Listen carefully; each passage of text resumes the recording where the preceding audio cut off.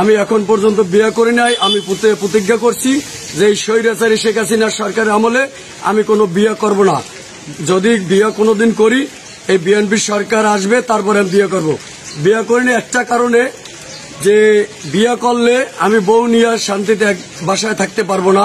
আমি পটুয়াখালী জেলা ছাত্র দলের প্রস্তাবিত কমিটির সহসভাপতি এবং বগাইনগর যুব দলের আহ্বায়ক ক্যান্ডিডেট।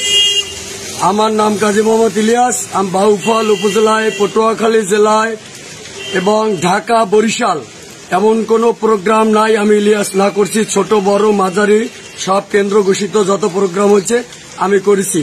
এবং এই স্বৈরাচারী শেখ হাসিনার সরকারের অত্যাচারে তার ভয়, এবং আমার আত্মীয় স্বজন, আমার মেহমান যদি বাসায় আসতো, তাহলে এই মোতাল্লেফ হাওলাদার এবং আওয়ামী লীগ সন্ত্রাসী বাহিনীরা আমাদেরকে বাড়িতে থাকতে দিত না। এবং আমি যে নির্যাতিত হয়েছি, এই বগার মাঠে আপনি জেনে দেখেন যে বগা ইলিয়াস কি নির্যাতিত হয়েছে। আমার বাবায় মার খাইছে আমার দল করার কারণে, আমার ভাইকে আওয়ামী লীগ অফিসে আনিয়া পিটাইছে, আমার ভাইয়ের দাড়ি দড়িয়া টানছে যে আমি বিএনপি করি এই সুবাদে।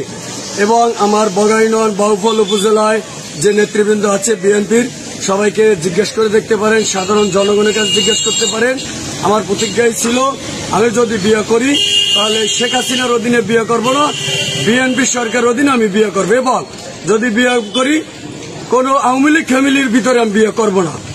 আজকে কত বছর হয়েছে আপনি বিবাহ করেননি? আমি আমার বয়স চলে এখন 39 বছর, রানিং 39 বছর আমার বয়স চলে।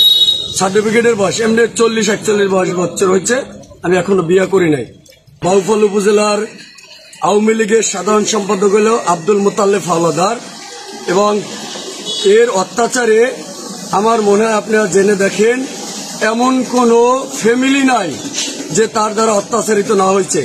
আমাদের জমি দখল করে নিচ্ছে, আমাদের ফ্যামিলিকে অত্যাচার করছে, আমাকে অত্যাচার করছে, এবং এমন কোনো ফ্যামিলি নাই যে তার দ্বারা ছোট বড় অত্যাচারিত না হয়েছে।